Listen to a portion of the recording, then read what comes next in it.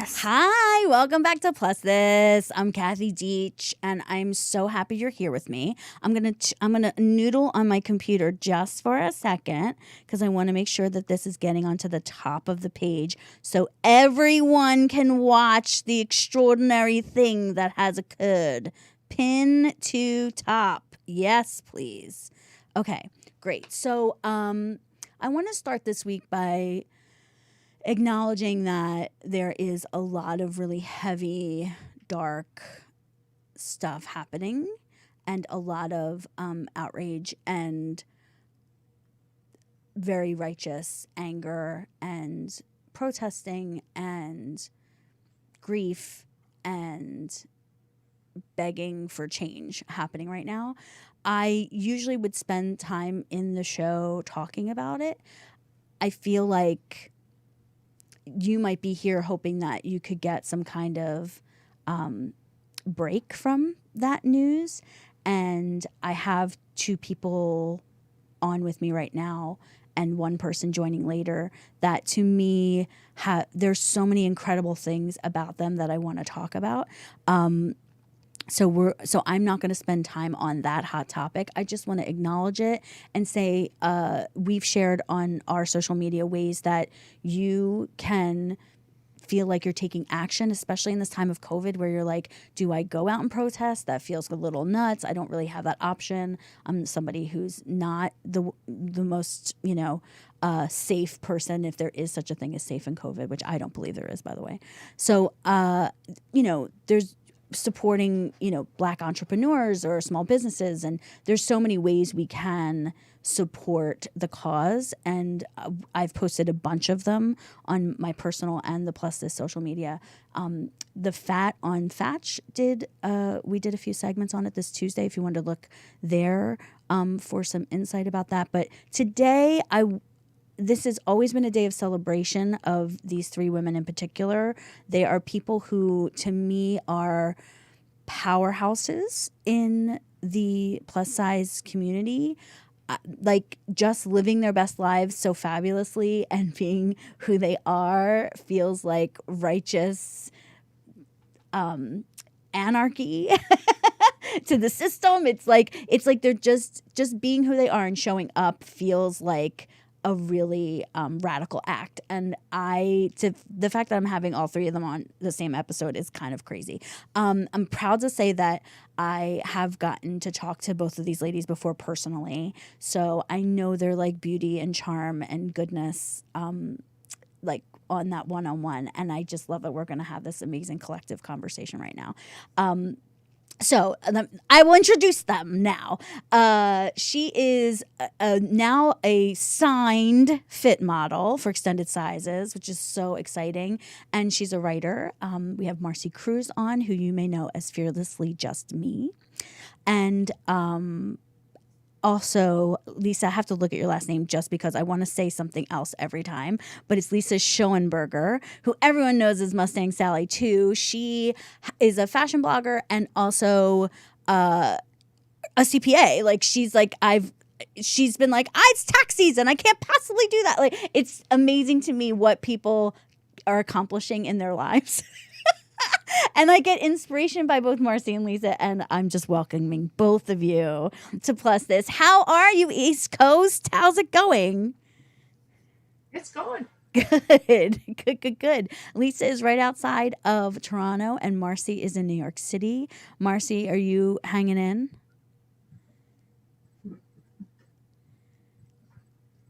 Oh, no, Marcy, did we lose your sound? She's muted. Oh, let's unmute you.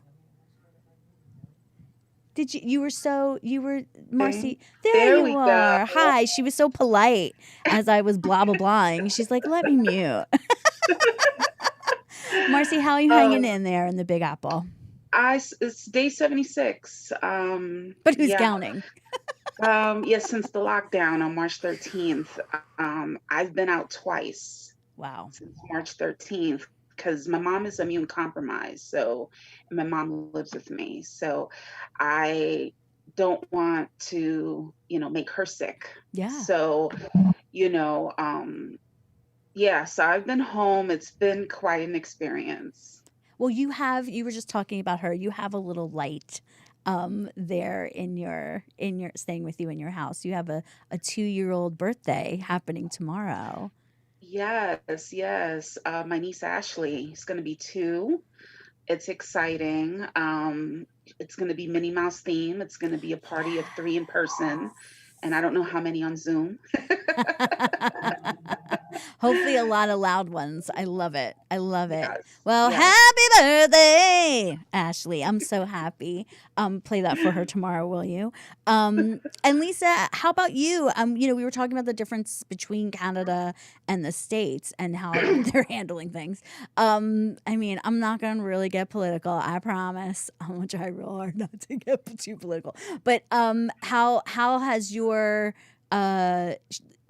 sequester gone? So I'm in a bit of a different, for a different reason, but I've been basically home since March 11th. So just before all the craziness started, I actually went off work for medical leave. So I'm on medical leave right now. So, but my mom also lives with me now. So that's, she moved in permanently in the fall. So I've been like super, super grateful that she's been here, while I'm dealing with all of my medical stuff, but also just I would have gone crazy. Yeah. So I'm usually a person that is pretty good on my own, but I'm also used to working a lot. So being home, and we're fortunate where I live because, I'm in the burbs and you can hop in your car. I'm like literally like a 5-minute drive into the country. So we can go for a drive and be safe about it. We can order groceries relatively easily. We go through the same things in Canada that everyone else did, toilet paper shortage. Now apparently bikes are a shortage. You can't even find them anywhere. But it's it's definitely different, but we're very hyper diligent as a country, so we're still in lockdown. And I think people don't realize, someone messaged me about swim week in Miami, and I'm like, I ain't going to Miami. We're on travel ban lockdown. Thank The borders are closed. Yeah. We're still very much doing things. Yeah. Especially in Ontario and Quebec, because those are the most populated areas in Canada. Yeah, it's quite the Wild West in certain places here in the States. Well, I want to talk about your history for both of you.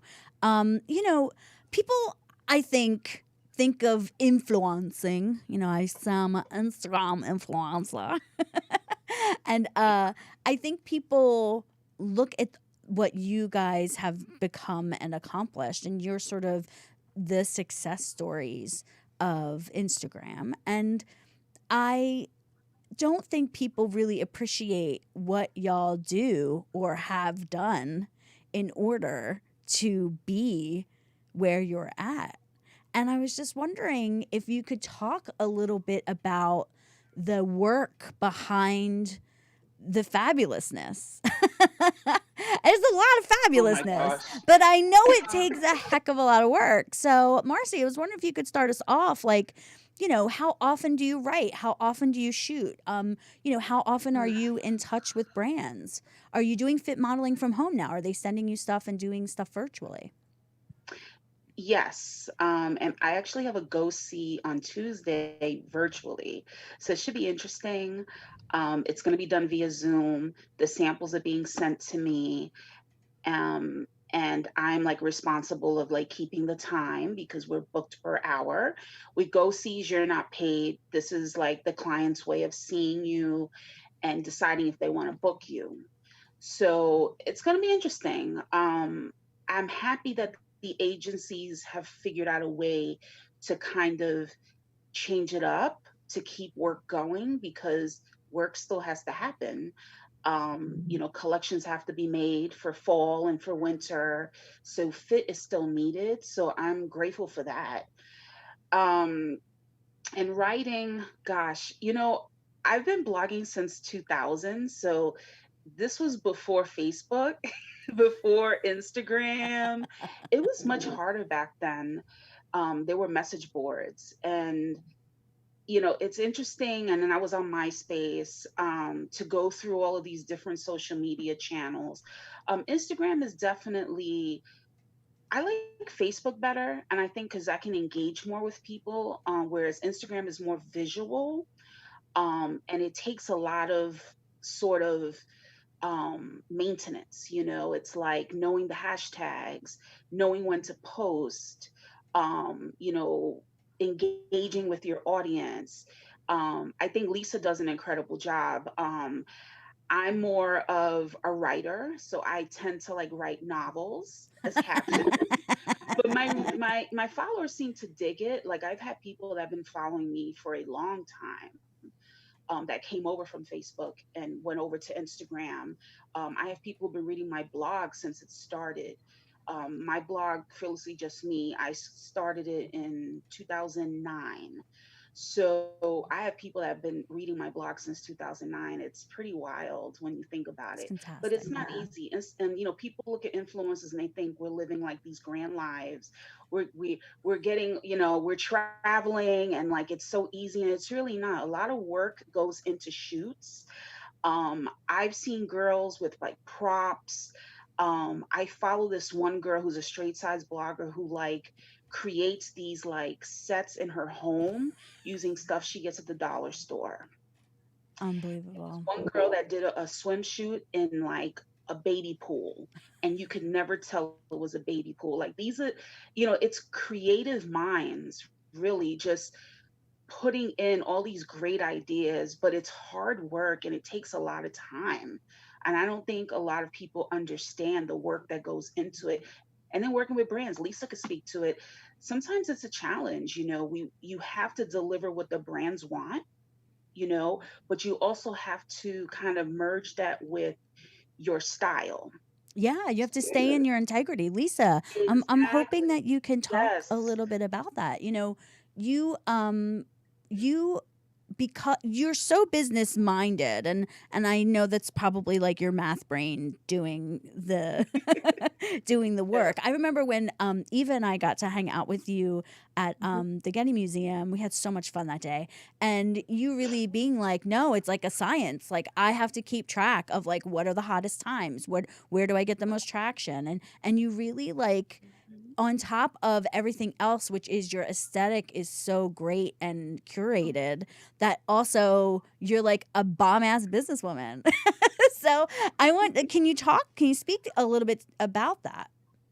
Yeah, I mean, I didn't start. And well, first of all, I just want to, Marcy's one of my OG inspirations, and I've been reading her blog. Thank you. I didn't, and always someone who has been helpful to me, answered any questions I had, and when I was starting out, someone that meant a lot to me and still does. And so my blog turns 5 July 1st, which I can't even believe the last 5 almost 5 years have been a whirlwind. I didn't start this until I was 40. So I think it's just a different perspective, and coming from a business background, I really try to leave the personal out of it. It's hard as crap, but you have to. And I really think it's important to approach your relationships with brands as relationships. They're not transactional, and it is frustrating, like Marcy said, like trying to meet a brand's demands, but keeping my aesthetic. Like I'm known for my accessories, but then some brands don't like it because it'll draw attention away, say, from the outfit, and they don't sell the accessories. So sometimes it's hard for me to be like, okay, Lisa, pull back on the accessories because that's what they want, when that's really not me to a certain extent. And I mean, it is, the outfit is totally me, but missing pieces are there. So sometimes I'll do like an example of what I'll do there is I'll do photos that don't have them in them, that are like more for the brand, and then I'll do ones that are more for what my audience has come to grow and love. And Marcy, I just want to say that your long captions are totally on point now, because that is what they are predicting. I am a long caption writer, and I have a good friend of mine who owns Sexy Plus Clothing, if anyone knows it here in Ontario. Oh, And yes, yes. Stephanie always laughs at me when I'm like writing posts, and she's like, "What are you doing? Why is that taking so long?" And I'm like, "You have to tell a story. Like everyone's invested." And that is like they're showing like one of the major platforms for influencers are showing that those longer story captions, because unfortunate to a certain extent. A lot of people are using Instagram more, and so less on the blog. So then they want a story. So you still got to talk about the product, the fit. So you were ahead of the curve. Keep going, because that's the trend. It all comes back around, Mars. OG still, she'll come back, right back. That's amazing. These are all really great things. Let me ask the both of you, like I said in my intro, I consider the fact that you're just like your mere presence and that you put yourself out there in the world is an act of defiance to everything, fat phobia, patriarchy, all of it. Do you guys, though, consider yourselves fat activists? Would you wear that label? And I'll let whoever wants to answer it first answer. And Lisa looks at me. I can sing the Jeopardy tune. It's okay. Well, you know, I feel like every fat person, and I use the word fat as a descriptor, to me, it's not a bad word. I feel every fat person, when they walk out the door, they're an activist. Just to step out the door in your body, a body that we're constantly told is, you know, not perfect, not, you know, correct by society standards. We don't meet that beauty ideal. We're a walking disease. By us going out into the world and loving ourselves and living our best lives, that makes us an activist.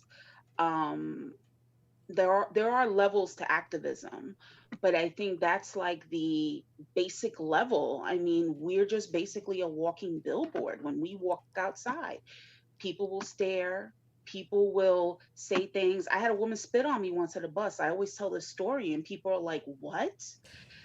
It happens. People are terrible. They can be terrible, but also people can be good.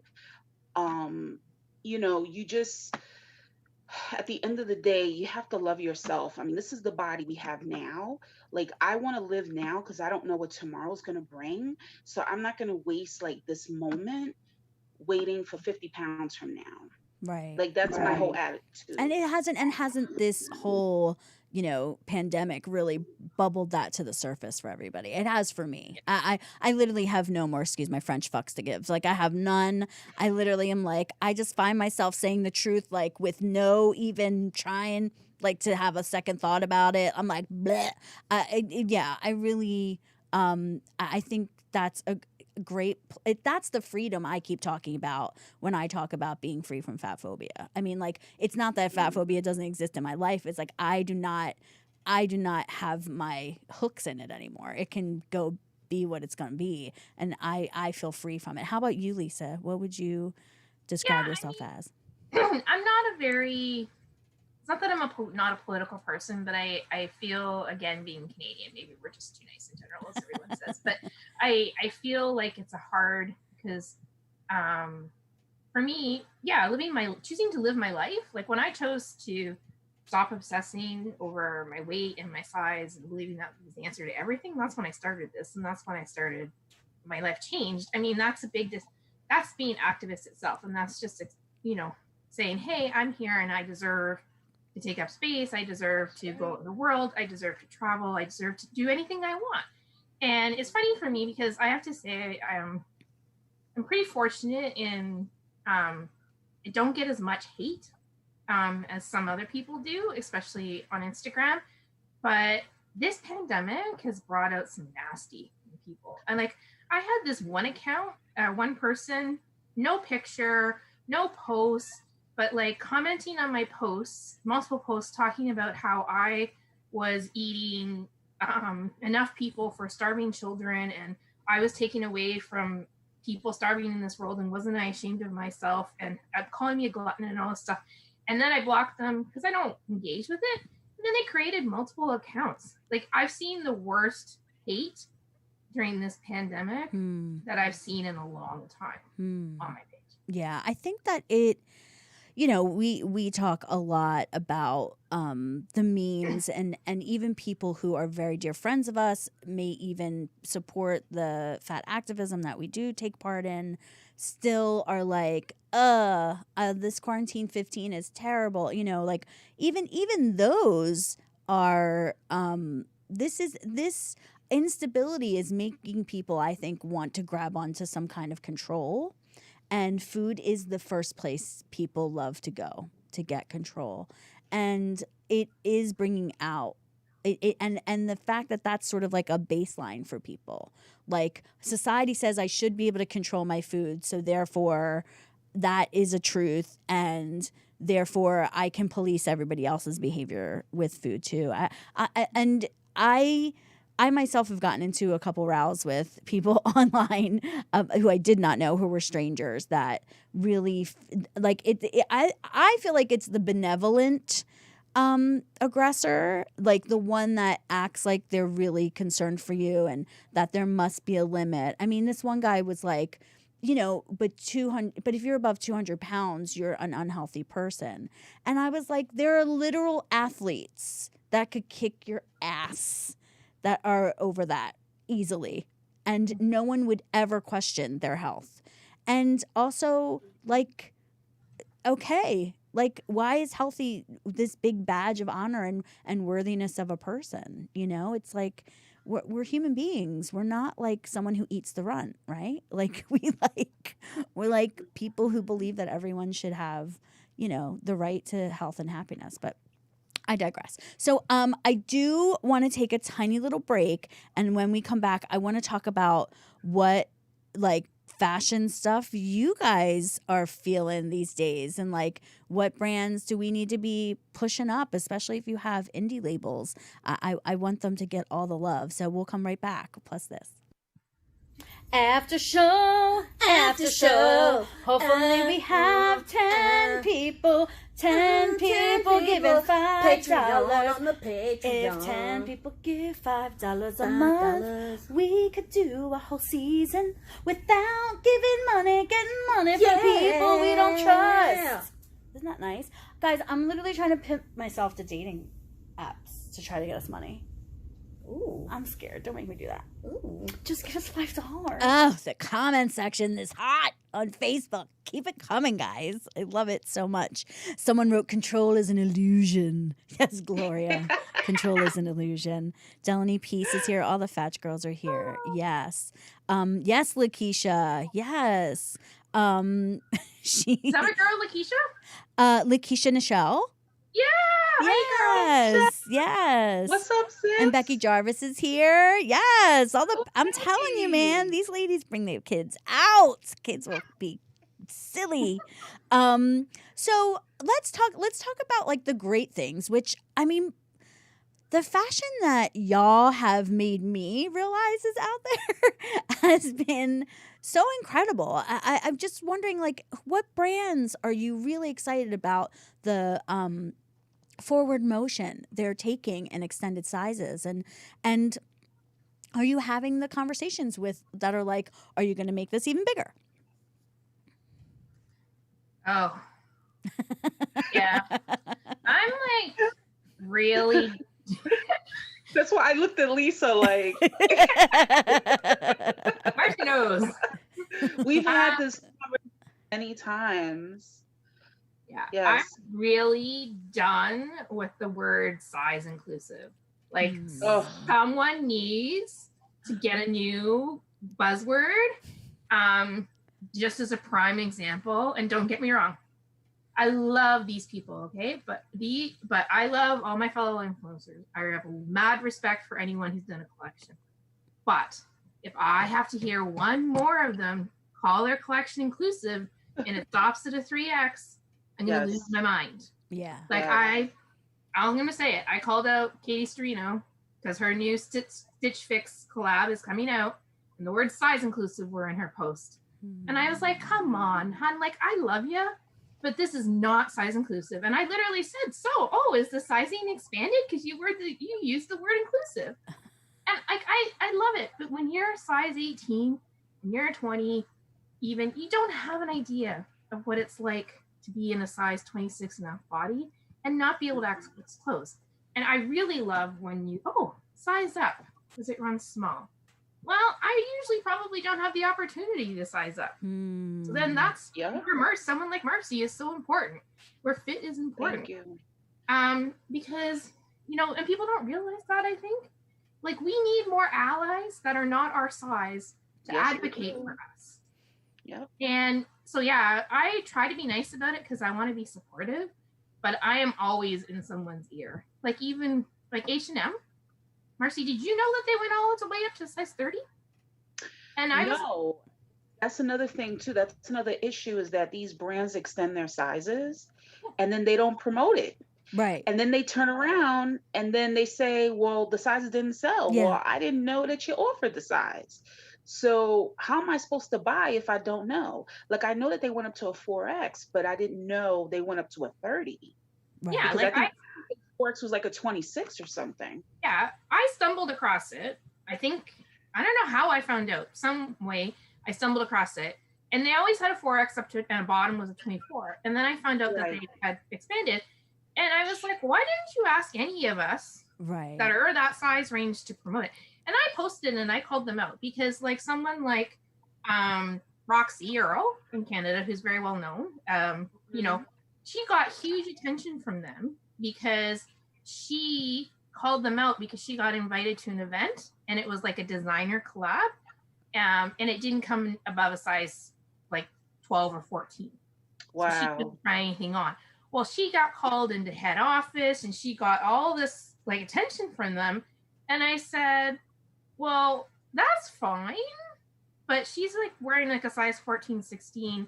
And there's nothing wrong with that. But you give no attention to those of us. I mean, that is the median. That's the middle. That if you're ending at the middle, you got a problem. Like, that's a real problem. And you know what? Specifically with H&M, I mean, I remember us covering when they decided to take plus sizes out of their stores completely and make way for furniture. You know, that big H&M furniture collection that everyone ran out to buy. So, so H&M has a history of not wanting to see plus size people. So I'm not surprised they didn't market. It's funny that people are greedy enough to like try to make some things, but then not greedy enough to like actually show people who are fat. Like, that's how strong fat phobia is. People don't want money. Because of their brand or what they think. So that's great that all those people are the problem. Let's talk about the solution. Like, let's talk about who do you think is nailing it? I know, is it Smart Glamour is really fantastic. I know that they provide clothes for everybody. Who do you think right now, especially if they're a smaller designer, is really like giving you your best life? Because I know off the top of my head, I thought Universal Standard, because I did fit for their extended sizes when they launched over a year ago. And I've always loved like the stuff that they offer. And it's really an investment. And I think that's the key thing. We have to look at shopping as an investment. Even if you're on a budget, because I'm on a budget too. And also giving money to those companies that support us. I think that's very important. So I love like indie designers like Cooper Union, Chubby Cartwheels, Jen Wilder's always doing great things. Her caftans are like amazing. Yes. I'm trying to think who else, because they're like they're out there, but it's like I feel like we don't see enough bodies that look like ours modeling the clothes. So a lot of people don't know that these designers even carry their size. Right. The promotion is not there. Right. Smart Glamour, that was my first time really going viral, was when Mallory tapped me for her I'm Flattered campaign, which was like 4 years ago. And I was honored because I had never been a part of a campaign before. After being in this industry for so many years, she was the one person that gave me a chance and had me in this wonderful campaign wearing something of hers. And I even modeled for her website too that year. So she's really doing well. Like I say, Universal Standard, Ishakti is another great one. Yeah. I've been a customer of theirs for years, and they go up to a 36, and you could customize also, which I think is really important. made to measure, but they only go up to a 28. But they do offer like customization as well. I think that's the key, looking for those retailers that also offer custom, being that some people are a different size on top versus the bottom. Yeah. I remember, Lisa, when you were here, Melissa Massey ended up making you something. Mhm. And Yes. that's the whole thing. It's like these smaller places, um, like who are made to measure like her. I mean, and she's so good. I mean, that dress was so cute. Um, do you feel like there is, it also is about worthiness, right? Like someone who is in extended sizes, like, okay, we have to like get to a place where we feel like we're worthy enough to spend money on clothing that is going to last us and is, you know what I mean? So there, and the way you do that is to show people who look like that doing stuff like everybody else does, right? So again, I know I keep circling back and telling you how much I love you, but I love you guys because you are so a part Love of you too. We this love you. cycle of that we need to like, you need to see people being amazing and having full lives so that you feel like you can too, and then you can be a person who deserves clothing that's beautiful, and you know what I mean. It's like it's all interconnected. I don't think that it stops and starts. Would you agree? Yeah, I think for me, Atlanta is a hotbed of indie designers. Yes. Jabri, that Yes. girl brings it. And like she is adapted too. Like she started introducing loungewear with COVID and everything. And I mean, there's some fierceness there that is just, and it is an investment in her pieces, but she will also, like, she goes up to a 28, a 428, but she will customize as well. Because I know some of her pieces she's had to do for me, my booty hips ratio. And like, there's her, there's L Dove, designer L Dove by Mm-hmm. James, that girl took my measurements at TCF Style Expo and made me like the most amazing pair of pants for Fashion Week. No fitting, no nothing, like amazing. Wow. And like pants are the hardest thing They're to really fit. hard. Yes. And then you've got Christian Almachon, and there's even Mm-hmm. a few new players that I haven't tried yet that I've just found out about. But it's just like I feel like they get my body. Like when they dress me, they get it. They're not afraid to dress my body. Marcy, who's I'm forgetting the gorgeous the one from Florida that she made my butterfly dress. I think it's Wendy S. Yes, Wendy. Yes, Yes. yes, she's amazing too. Like they're just, I really embrace those people, and I have to give a shout out to my girl in Mexico, Jenna Rose. Yes. Yes. Who is run by Melina and created by Melina, and there's an amazing plus size fashion world going down in Mexico, and the stuff that she has made, and she's launching into bridal, and it's just really great. That's incredible. So there are definitely hotbeds. I think that I wish that some of these designers had the opportunity to go into these big corporations and make a difference, because I feel like there needs to be some more capsule collection collabs. Yes. Oh my That gosh, would be incredible. collaborations. Yeah. Yes.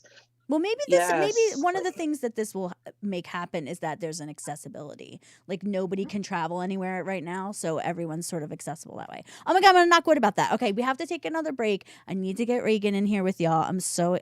Time flies when you're having so much fun. I hope everyone was taking notes at all those amazing brands. Like I'm literally like, wait a minute, I don't think Wendy, I have to follow her. Like I'm like obsessed. So if anyone feels like they can list them in the comments section, I love my followers and when they put all those names in the comments section for me. But we're gonna do a little commercial for the Fat over at Fatch Comedy, and then we'll be back with Plus This. Hi girls, what's up, Fatch? Hi, Nikki. Hello. How's everybody doing with all this pandemic stuff? I'm good. I'm Gloria, in case everyone forgot. Who could forget you?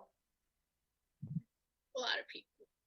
Oh, Cinco de Mayo. No one forgets Gloria. no one. No one. The Mexicans were victorious over the French. Oh, is that what Cinco de Mayo is for? It is not Independence Day. Cinco de Mayo is the Battle of Puebla, where the Mexican people were victorious, overthrowing the French colonizers. But then the Spanish were still there. So. All right. Well, you can't get rid of all your colonizers at once. What are you gonna do? It's a battle, but everyone just thinks of it as like the biggest Mexican holiday. But the Mexican Independence Day is actually September 16th. Nice. See, you learn something. Yep. What? See, Thatch, we don't just entertain. We educate. Okay. Yeah. All right. Yes. We're back, and we're going to add a person to this conversation. Mainly, I wanted to have her on because she is doing an event on June 3rd, obviously virtually, that you guys don't want to miss. It's connected to everything we've been talking about, especially the fatphobic fever that we're getting online. And she's really going to teach all of us how to clap back a little bit better at some fatphobic bullshit. So Ragen Chastain is here. Hi, Ragen. Hello. I'm so excited. Happy birthday. Me too. I'm sure you were bursting at the seams at this conversation because you just did a whole video blog post about the language around sizing and about what people like to try to pull off as being inclusive. So did you want to talk a little bit about that? Sure. Yeah, I've been doing like these little comedy videos, and that is one of my biggest pet peeves when it says, we make clothes for people of all shapes and sizes, and they don't have my size. Like, I'm pretty sure I'm a person. I have a birth certificate and everything. So I'm not sure what went wrong here. And then the idea of like, well, we couldn't afford to do everyone, but we dream of including everyone. Well, why did you start with the people who are already included in basically every other fashion? Start with the big sizes. Do that. You did that a little louder? Huh? Can you say it a little louder? A little louder for the people in the back. Exactly. Like for the people in the back. I mean, wouldn't that be quite a model, starting from the biggest sizes, being the most exclusive collection and being only for people that, I mean, Ragen, you're onto something. I don't know. Lisa's a really good business person. Marcy's a really good marketer. I'm just saying, I'm not saying you guys need to get into business together. I'm just saying. So what inspired besides like life and obviously what Lisa, Marcy, and I were just talking about, what inspired this talkback seminar that you have coming up? So I've been blogging. My blog also started in 2009, Marcy. So yes, blog well, your I've been twinsies. following you since 2009. I'm like fangirling right now. I'm fangirling back. We need some kind of like jackets or mutual love jackets. Awesome. Oh my gosh. But yeah, so some of the most popular blogs I've written are blogs where I write suggestions about how to respond.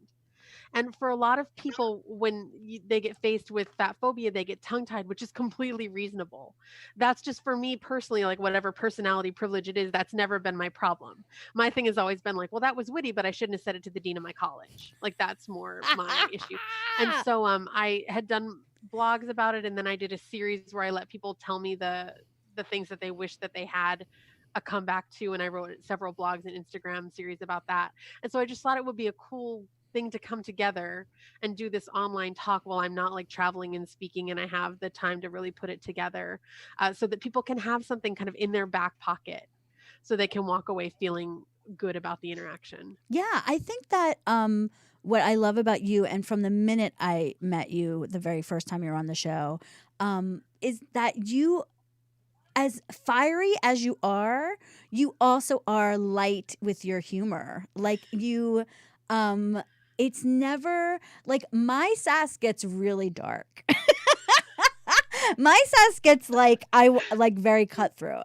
I'm from Philly. That's what happens. But you manage to keep it like frothy. Like there's a frothiness to it that I don't think I would walk around ever being like, Ragen Chastain's so negative. Do you know what I mean? And I think people might say that about me. But I think this is a great idea. You said it's on at 5:30 Pacific time, right? Yep. And June what 3rd. I love you're doing, you're suggesting $20, but you're saying that it is pay what you can, because in this time of COVID everything's hard. And I'm going to be there, and I'm very excited for it. Marcy, I wanted to ask you, can you tell us a little bit about the Latin Curve Collective that you started? Oh, the Latina. I'm sorry, Curve the Collective. Latina. That's Typo. okay. My bad. So, well, basically it was 2 years ago. We all, 6 women, 6 Latinas, we met up at one of the girls' houses, and it was my birthday too. So it was like a potluck and birthday cake, and we were just talking about how can we come together and unite and kind of uplift Latinas in the industry, because you don't really see plus size Latinas getting much recognition. And it was a way for us to come together and also use the platform to empower other curvy Latinas and plus size Latinas to, to do positive things in their community. It wasn't just like for influencing. We did 2 events prior to COVID, and it went well. One was like a beauty event, another one was a dance event. So hopefully after this is all over, we'll be doing like more events, more charity work, things like that. So right now we're on Instagram, and we repost and we talk about influential curvy Latinas out there in every sector. It just doesn't have to be just fashion. That's great. That's so great. And I will definitely be reposting that, because I know that, the thing about what's amazing about fat phobia is that it has no color boundaries, and it has no it is prevalent on the left and the right. Yeah. So we if anyone could say like fat people actually are the great unifier, like that actually might be true. Like, every person of every color has to deal with fat phobia if they're fat. There are very few cultures that are like, yay, be whatever you want. And I would like to live there if someone can prove me wrong in the comments. So if you if there's anybody else who wants to message me about, like, I love specificity. I think that when we realize like it's all across the board, but also we need to see Black and brown people be fat and be great. We need to see indigenous people, the more exposure of all of us, the stronger we all become, I think. I mean, that's just my little 2 cents. I did want to bring up a tiny little hot topic, and I know I've been talking a lot, but I feel like you guys probably have some stuff to say about this. My favorite, Matt McGorry, I'm not going to say he's my husband, but Thank you. but he could be. And one day, and then he went ahead and wrote like the most amazing comprehensive article about his journey with his own fat phobia and internalized body hate, and then also like gave props to like every amazing woman who's ever said anything about diet culture and how horrible it is. I mean, it was really so well sourced. And he writes, although personal, in such a way that it feels like, oh, but he's being really smart about it. It doesn't wrap you up in it doesn't take you down like a woe is me path. He points out very specifically, and I quoted it so I could read it. However difficult it may be, those of us with great privilege cannot afford to limit this conversation to our individual struggles. My lifelong battle with body image has been painful, even at a more culturally acceptable size, yet it is still different than experiencing fat phobia in bodies that are larger than mine. We mustn't equate the experience of body image issues, which can occur among people in all sizes, with the marginalizations experienced by those in larger bodies. And I think like I'm looking at this, group of women who, we talk a lot about the difference between being a small fat and I'm able to walk into a store and buy something to wear. And that is not possible for you guys. So Lisa, I don't know if you wanted to comment on that a little bit. Yeah, I mean, for me, I'm obviously, as a white woman, I understand my privilege. But I definitely see in my size the reaction. And one of the things that I'm kind of working on that kind of got sidelined with COVID, that's going to be a new focus for me, is discrimination in the workplace, for size. And, as someone who has worked in corporate environments for over 20 years and is a professional, I have personally faced a lot of discrimination for my size. And it's shocking to me how I didn't realize how prevalent it was. And still, until I started doing a little bit of research and started talking to people. And it's even worse in the States than it is in Canada, because Canada does have some human rights standards that is not definitely not consistent in the States. And I feel that, part of the reason when we talk about access to clothes in extended sizes and women wanting to spend the money on themselves because they are of that size, I also feel like there's a socioeconomic disadvantage for women of extended sizes, because quite frankly, I think a lot of them make a lot less money. They don't have the opportunities for advancement. They don't have the opportunities. They don't get the salary increases that they deserve.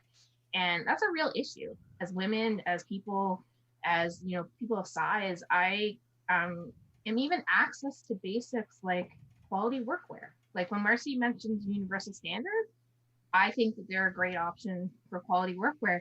But is it affordable for these women of a certain size that are facing socioeconomic difficulties? And I think that, if something as simple as an outfit holds you back from getting an opportunity, then we have a bigger conversation that needs to be had. And I hope to be a part of that. That's true. Reagan, do you want to pick up what she's just throwing down? I do. And Matt talked about this in the article, and you touched on it just a minute ago, but fat phobia is part of white colonization. And I think that's really important to understand. Years ago, studies were done, and they found that Black and Latinx women had higher self-esteem at higher weights. And so-called public health campaigns were created to dismantle that self-esteem, because the fear was if they liked themselves, they wouldn't diet.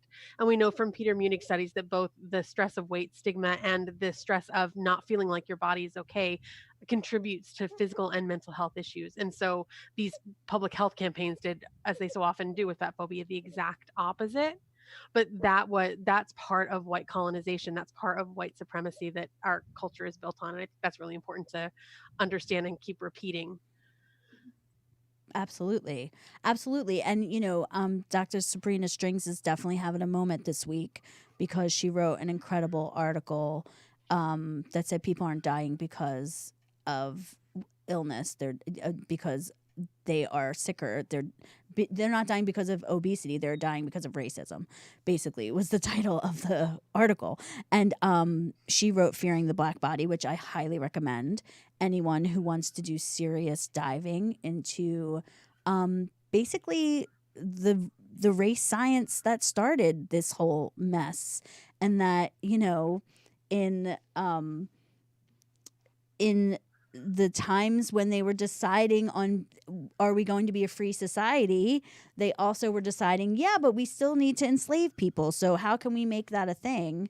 And race science made really great validation on, oh no, it's a moral issue. You get to, those people aren't really as human as we are. So you get to do what you want to them. And so all of fat phobia is rooted in racism, and specifically white supremacy. Yes, and I think that, all of the things that we're talking about here have such interconnectedness. And if you are crying out to have clothing for a job and that you deserve, then that is still rooted in the fact that white people oppress Black people and indigenous people of color. So it's I think that a lot of times we try to put Band-Aids on for solutions instead of getting to the core of things. And you have to trace things back to their core and admit what's actually happening in order to have the most effective change. And which is why I think rebuilding systems, like, let's start having clothing lines take care of the people who aren't taken care of, and they might be the most successful. I think that's like that kind of like reverse engineering thinking is pretty fantastic. And how do we, find wealth in those things? Marcy, are you a Matt McGorry fan? I mean, I just am, like, in all the ways. So yes, I am. I did not get to read the piece because I was trying to access it earlier, and I kept getting an error message. And I don't know if it's me, because since COVID started, my internet has been really funky. Because I think, billions of people are online. It's Yes, just been all of New York insane. online at once. But I Yes. did read the quote you shared, and I was kind of when Reagan and Lisa were talking, I kept wiping my eyes because it's such it's a lot. The topic, it's so intertwined, racism, fat phobia. Yeah, because for me as a Latina, I'm a light skin I have passing privileges they call it. But I've been witness to boyfriends being, either experiencing fat phobia or experiencing racism or both. Same with my brother, my dad, it's like, I don't even know what to say because I'm going to get emotional. It's a lot with this week with George Floyd and just everything. And it's hard for me to articulate, and I'm sorry I'm not making any sense. It's just really hard to talk about. No, you do not need to apologize. It has I've been been crying all week, this and kind and of it's week. hard because people say online, I see on my timeline, people are like, oh, if you're silent and you're not talking about it, you're not part of the solution. But it's like I really needed a moment, and I'm still processing it because I didn't want to see the video, and I did. It's just it's just a lot. It's really a lot. Um and I want to also, I know it may be off topic, but Elise from Ready to Stare, she posted on Instagram like one of the best posts I've ever seen, talking to white people in terms of how they can be allies for people of color. And it's just, and I suggest everyone go and check it out. She's Ready to Stare on Instagram. But things like that hurt. Fat phobia, like I said, I never forget the day I was on the bus and the lady spit at me, and it still hurts. I've come a long way in my journey, but like, to just come from the supermarket and get on the bus like everybody else, pay my $2.75. I had my groceries in my hand, and this woman sitting across from me and saying to me, you're disgusting. You're gonna die. You're ruining the world for existing. And I'm just trying to get home. Like, I'm just sitting there. I'm a human being. And for her to spit at me, like, thank God the bus driver threw her off the bus, and people on the bus stood up for me. But it's just, why do I deserve that just to exist and take space? Like, I don't deserve to be spit on. It's really hard. I'm sorry. I'm like, Marcy, tears please do not apologize. That is, I started the show this way. I'm thrilled that we're ending it this way because it is not disconnected, right? Like, all of this oppression is connected. And that is the thing that's going to get us out, is our connectedness. And the three of you sharing all of your experiences and insight on this only makes people like me or anybody who wants to be an ally be a better ally. So please always feel like you can at least tell me the truth. I always want to hear it. So I can't believe we have to end. Should have been a 2-hour show. I'm really embarrassed. I want from Lisa, Ragen, Marcy, can you, each one of us, tell us the best way we can support you? How can we support you? Where are you at? Where can we follow? What do you want us to do? Tell me things. I am Mustang Sally 2 on all channels. So Twitter, Instagram, Facebook, and my blog is mustangsally2.com. Right now it's just my engagement. If you like something, tell me. If you like the content, that's always great to hear. That's what brands are looking for. But overall, just being supportive of someone my size, I can't tell you how much each and every single person that follows me, that comments, that DMs me about how they've gained confidence is why I do this. Like the women that message me are in the end what motivate me to keep going. So thank you. Amazing. Incredible. Ragen, how are people going to find out how to clap back? You can go to danceswithfat.org and you'll find the workshop there in the right-hand nav bar, and you can find all of my social media stuff there as well. And just same.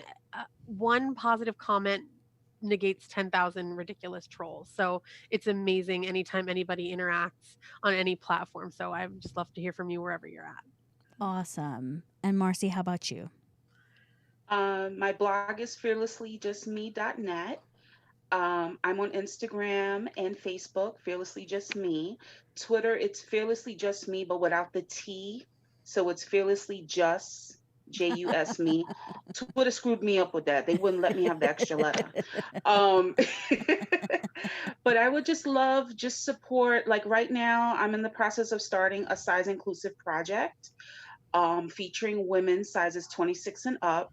It's top secret. I haven't announced what it is exactly, but I put a call out for women sizes 26 and up to email me or DM me, and I have them fill out a simple questionnaire, and I'll follow up with more information. So I'm excited about that. I'm always looking for ways to give us more representation and also arm myself and others with the information that we can go to brands and say, yes, we do buy. Yes, we do like to dress. We want fashion. As Lisa can, attest to, it's like, we need to show them numbers because they're constantly saying we don't buy, and that's why they don't offer our size. Yeah. That our size range is the lowest buying sector. No, we have to change that. Right. So definitely follow me on my Facebook page. I did post my email address on there. You can email me if you're a woman size 26 and up. I would love to have you involved in my project. And all of the people who were on Lisa's sale the other day, those 100 people should be emailing her. Let's make it all happen. Let's get it all together, people. Yes. I had such a brilliant time tonight. Thank you guys so much for being here.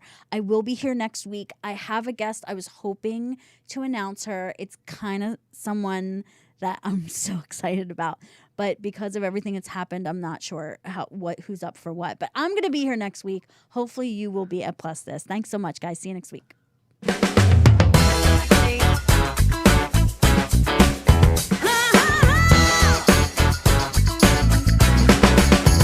Plus This. Oh, she's doing her. Did we just go in? I think she's doing the closer. Okay.